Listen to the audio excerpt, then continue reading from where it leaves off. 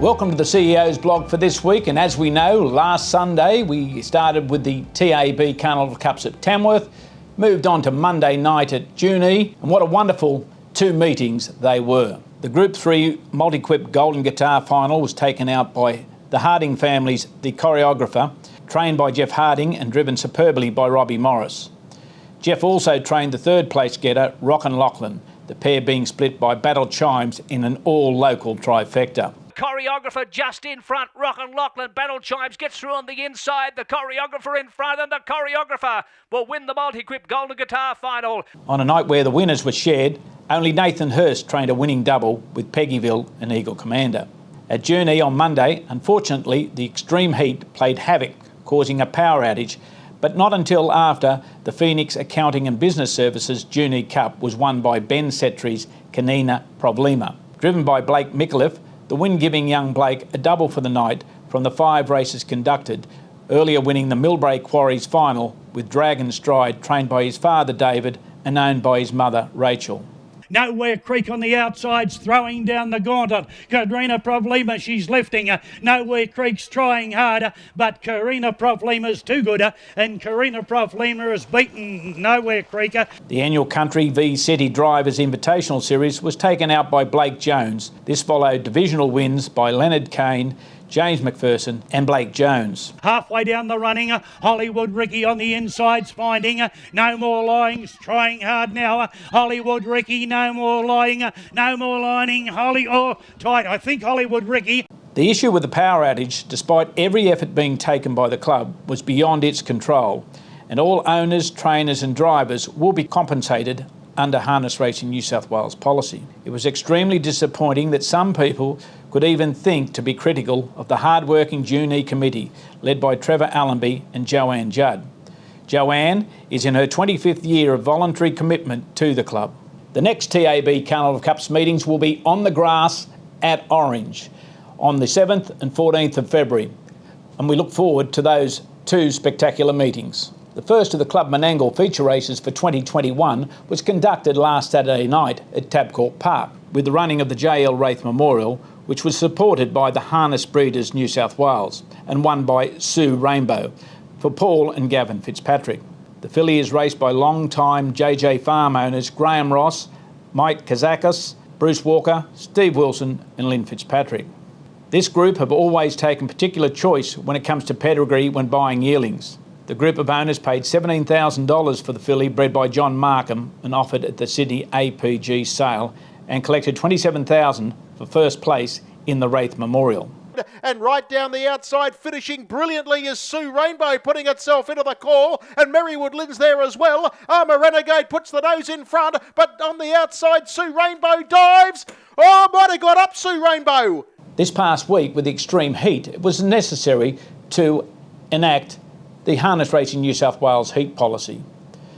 Yes, there was some inconvenience, but all compliments must go to Club Menangle and the other clubs who had to reshuffle everything they did to make everything right for the horses and the participants, because we certainly can't race in such conditions.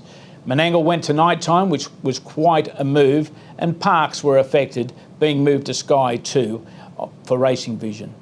But once again, we must look after our horses.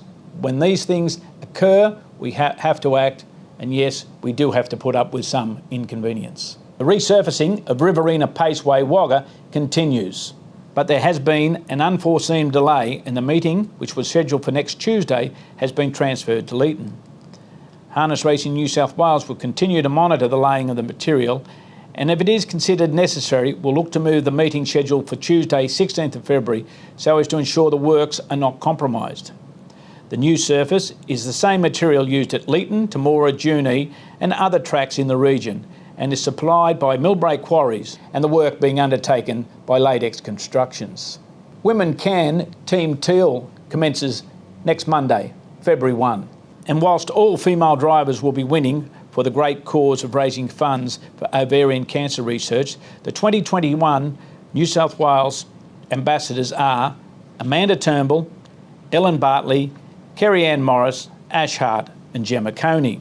Again, we thank Duncan McPherson for his commitment to Team TEAL and Tabcorp for its national support, but hopefully clubs, owners, trainers and others in our industry will also support fundraising as we attempt to raise above $50,000 in New South Wales this year.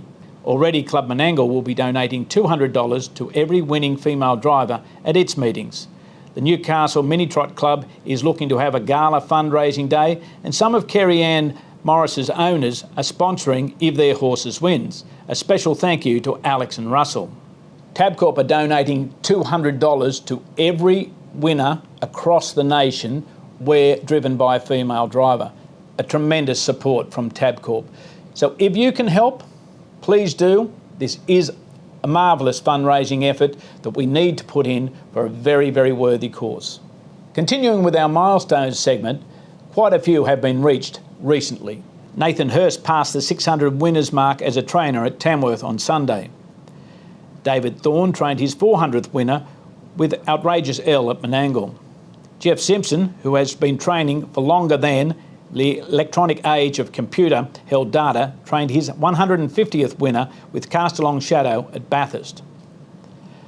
A milestone that was reached whilst the blog was in recess over Christmas-New Year period was that Paul Calderfeld trained his 500th winner when Ideal Dancer won at Albury on New Year's Eve. And last night at Penrith, Blake Fitzpatrick landed winner 2000 when Posh on the Beach won the Mates for Harness Pace, trained by his father Paul and owned by John Starr. Blake Fitzpatrick searching for 2,000 career wins. First to see the judge off its back as what a conk to try and spoil the Blake Fitzpatrick party, but it's to no avail. There's 2,000 wins marked by Blake Fitzpatrick, one of our finest reinsmen here in New South. And I'm sure most participants heard the great news coming out of APG this week, connected directly to the Brisbane sale, which will be held next Sunday. Graduates from that sale will now be racing for a $150,000 race, specifically and only for those horses that went through the sale. These are fantastic odds, with only 50 horses to be offered at the sale this Sunday. Importantly, there are 6 New South Wales Breeders' Challenge eligible horses to be offered at the Brisbane APG sale. 2 particular yearlings in Lot 4, a colt by Betting Line to be offered by Ricky Olchin, and Lot 46, a filly by Art Major to be offered by Russell Harpley and Ricky and Jared Olchin, are eligible for the New South Wales Breeders' Challenge, the Bathurst Gold Crown, Vic Bred and the Breeders' Crown, and will also be eligible for the $150,000 APG Brisbane Graduate Race, as well as the $150,000 New South Wales APG Final. So there are plenty of chances to win massive prize money with these 2 horses. A good pointer for intending purchases is that the last 2 winners of the APG Brisbane Sale Graduate Race were New South Wales Breeders' Challenge eligible in Explosive Ego and Muscle Factory. Sadly, during the week on Australia Day, one of our great participants, and when I say great, I mean a really great guy, John Geary, passed. To his family and friends, especially children Belinda, Chris, Sharon and Michael, I express the sincere condolences of the harness racing fraternity at large. John's funeral service is to be held next Friday at 10:30 a.m. at the Forest Lawn Memorial Park in Leppington.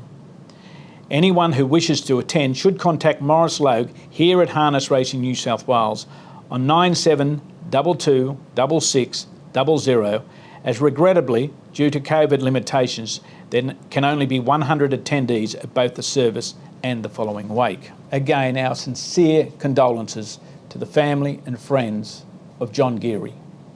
Well, that's the blog for this week. All the best with your racing until next Friday. Just remember, tomorrow night, the second of the Club Menangle feature races will be conducted, and what a great race that is, the Simpson Memorial for 3-year-old colts and geldings. Next Monday, Michael Gearin on the Pace on Sky Racing Radio will announce the New South Wales Horse of the Year winners. These prestigious awards have been judged and voted on by 10 members of the harness racing media. Until then, be positive, enjoy your racing and have a wonderful time, hopefully with a winner.